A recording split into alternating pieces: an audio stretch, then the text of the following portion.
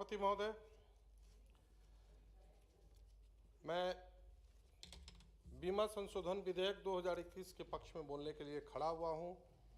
मैं माननीय वित्त मंत्री जी को बहुत बहुत धन्यवाद और साधुवाद देता हूं कि आपने यशस्वी प्रधानमंत्री जी के नेतृत्व में जो आपने ये बिल आज सदन में लाने का काम किया है। हम सब अच्छी तरह सभापति महोदय जानते हैं कि आज से पहले कुछ वर्ष से भी पहले लोग बीमा इंश्योरेंस का मतलब ही सिर्फ समझते थे LIC कि जीवन बीमा हो गया वही इंश्योरेंस हो गया। कंसेप्ट धीरे धीरे बदला है। देश के अंदर में लोगों को धीरे धीरे अब ये कंसेप्ट आ गया है कि आपके हाथ का जो मोबाइल है वो भी इंश्योरेंस हो सकता है, उसका भी इंश्योरेंस आप करा सकते हैं। पहले सिर्फ एक जीवन पर था।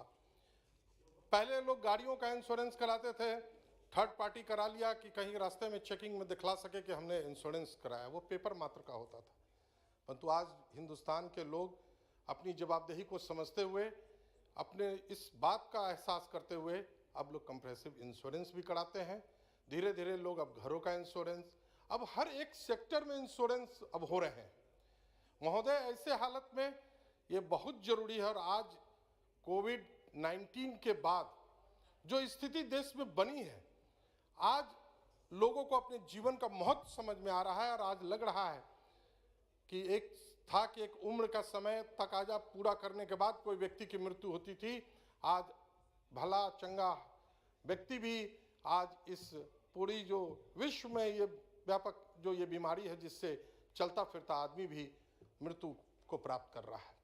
आज हमें जरूरत है कि ऐसे इंश्योरेंस की जिससे कि भगवान न करे अगर किसी को कुछ हो जाए तो उसके परिवार के लोग सड़क पर ना आ जाएं, हम उन्हें एक सुरक्षा दे सकें, हम उन्हें एक व्यवस्था दे सकें।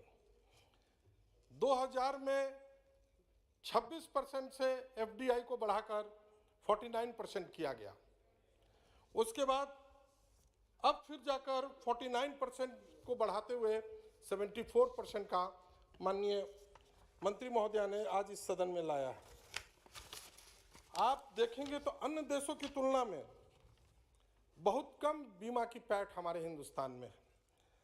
भारत में GDP के बीमा प्रीमियम के प्रतिशत के रूप में अनुमानित अगर आप माने तो 2001 में 2.71 था, जो 2019 में 3.76 हो गया।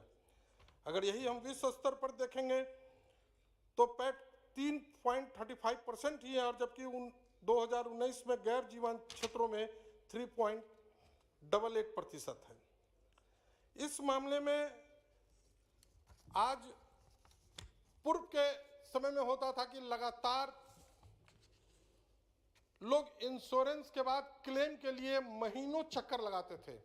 जब से FDI का आगमन हुआ है, जब से अन्य कंपनियां भी हिंदुस्तान में आई है, उसके बाद हमारे स्वदेशी कंपनी सहित विदेशी कंपनी भी बीमा सेटलमेंट में बहुत कम समय लेते हैं और चाहते हैं कि हम हैंड टू हैंड बीमा सेटलमेंट भी करें। इसमें मैं माननीय मंत्री महोदया से ये कहना चाहूँगा कि आपने जो इंश्योरेंस सेक्टर में GST 18% इस पर लगाते हैं, ये कोई लग्जरी गुड नहीं है। इंसान अपने जीवन और अपने बहुमूल्य वस्तुओं का इंश्योरेंस कराता है, इसको 5% के स्लैब में इसका रखना चाहिए ताकि कम से कम लोगों को इन कम प्रीमियम लगना पड़े। सभापति महोदय, आज की जो इस परिस्थिति के अंदर में विदेशी FDI के आने के बाद, खासकर कोविड-19 के बाद जो देश में बेरोजगारी बढ़ी है, हम उन नौजवान को इस बीमा क्षेत्र में एक अच्छे रोजगार की उपलब्धता करा सकते हैं। उन्हें हम एक अच्छा स्वावलंबी बनने का, स्वरोजगार की योजनाओं पर काम करने का हम उन्हें एक मौका दे सकते हैं। ये माननीय प्रधानमंत्री जी की ही सोच है कि आज हमारे देश के जो नौजवान हैं उनके अंदर में ये है क्षमता कि वो इस सेक्टर को बहुत बखूबी चला सकते हैं और बहुत खूबी लोगों तक जानकारी पहुंचा सकते हैं। आज के समय में इंश्योरेंस के माध्यम से ही हम पूरे देश के अंदर में अपने हर चीज़ की व्यवस्था को इंश्योर कर रहे हैं और पूरे देश के कारण आज हम दुनिया के अंदर में आज इस पैमाने पर खड़े हैं। चाहे वो जीवन रक्षक दवाएं हो, घर हो, गाड़ी हो, आदमी के हाथ में कोई भी व्यक्ति का हाथ में कोई भी सामान हो, सब आज इंश्योर्ड हो रहा है। इंश्योरेंस होने के बाद आज हमें इस बात का है कि अगर हमारा वो बहुमूल्य चीज़ अगर किसी कारण से नष्ट होता है, चोरी हो जाता है, तो हमें उसका क्लेम मिलता है, आज हम उस पैसे को पा सकते हैं।